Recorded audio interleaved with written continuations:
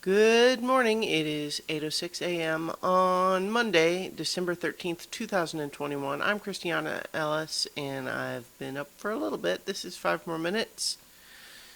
So, stuff to talk about.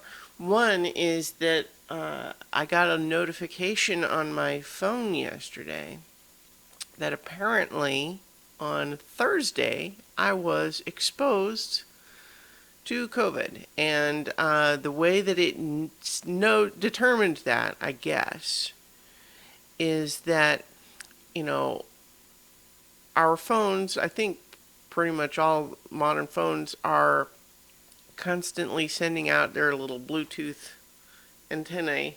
Like receiving Bluetooth signals and sending out their own Bluetooth signals, and that occasionally they can, you know, one phone can sort of sense another's presence.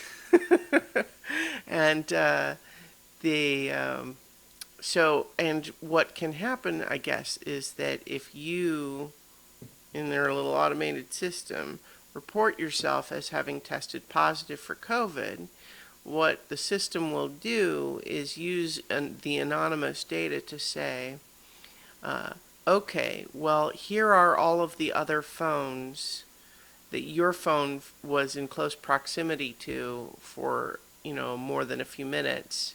I don't know exactly the numbers it uses, like how long and how close and all that. I'm not sure. But I guess at some point on Thursday, my phone was in close proximity to someone who then yesterday reported themselves as having tested positive for COVID, which means, in theory, I might have been exposed. That's not ideal. I'm generally careful, but you never know. There's lots of people who have gotten COVID even when they're being careful. It's not foolproof. Fortunately, I am vaccinated and boosted and all that, so I'm not too worried or anything necessarily, but I am curious. Basically, the little notification message I got says that if I'm fully vaccinated, mostly I could go get tested, but mostly I should definitely get tested if I start showing any symptoms. Haven't yet. But that it says in particular that I would, I should get tested. If I were to get tested, it would need to be like 5 days or so after exposure, because otherwise it might not show yet either way. So that would be tomorrow. So I don't know. Hopefully nothing happens. I mean, Nobody wants to get COVID unless, well, let's not get into why weird people might want to get COVID. You know, the whole concept of people trying to get COVID because natural immunity is better is so bizarre. It's just like, you don't want to die in a fire, so you go ahead and set your house on fire, because once you have the fire burn away all of the burnable stuff in your house, then there's nothing left to catch fire. Anyway, I watched a couple of movies over the weekend. I watched two movies that in some respects are very different, and in other respects share a lot of similarities. I watched Malignant, and I watched Jungle Cruise.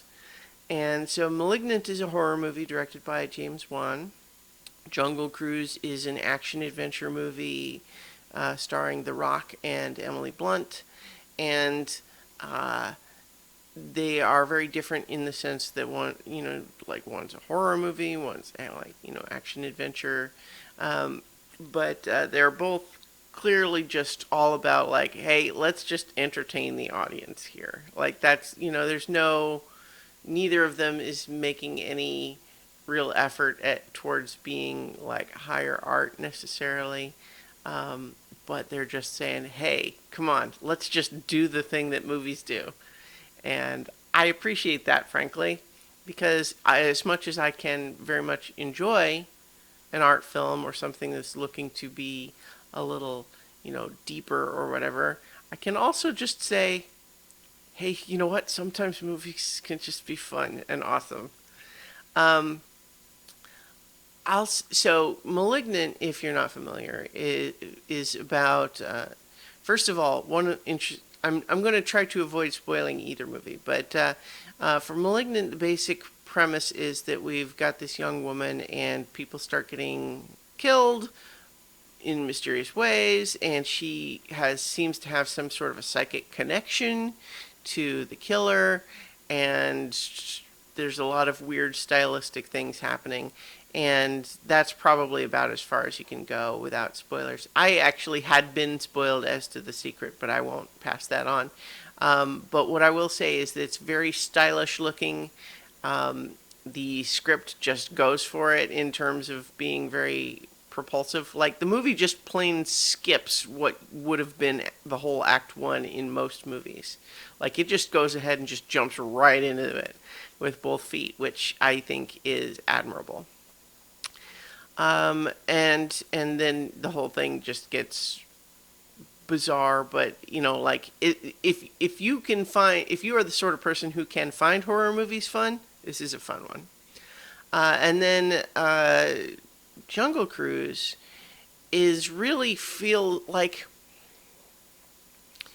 it really feels like they just took The Mummy, like the 1999 Brendan Fraser, and Pirates of the Caribbean, and let's see, what was the third one? Like, maybe, shoot, like the Legend of, what's the El Dorado movie named? The animated one. Legend of El Dorado, City of. God, I can't. I'm blanking on the actual title of it. The something of El Dorado. It really does feel like just taking those three movies and putting them in a blender, and then you got a nice action adventure smoothie, and it's, you know what, it tastes pretty good. I will say that I think it's maybe a lesser film than any of those three that I mentioned, like the original Pirates of the Caribbean, the original Mummy, and the Secret of El Dorado. God, I'm kicking myself there because I love that movie and I just can't believe I'm blanking. Anyway, is it Legend of El Dorado? They all sound wrong now. In any case, I will say it's not quite as good as any of those originals, but it's as good as those sequels. And I think the thing that maybe keeps it from shining a little brighter is just the fact that it feels so assembled in that regard. You know what I mean? But it's got lots of good bits in it, and I think there's maybe a few too many places where the action gets a little bit over the top to the point where you're just going like, really? I mean, come on. I'm all here for things that are like supernatural within the context of a story, but when something isn't supposed to be supernatural, just people like just supposedly doing stuff that we're supposed to accept at face value, I occasionally some of the stunts in here are a little bit like, I don't think that would be possible for a human body to do. Anyway, that's a minor complaint. Because action adventure movies do that all the time. But I guess what I'm just saying is that this movie has a few points where even my ability to sustain my disbelief. God, I'm all sorts of malapropisms today. Anyway, I'm going to leave it there. Malignant and Jungle Cruise are both good. I hope I don't have COVID. All right, I will talk to you all tomorrow for 5 more minutes.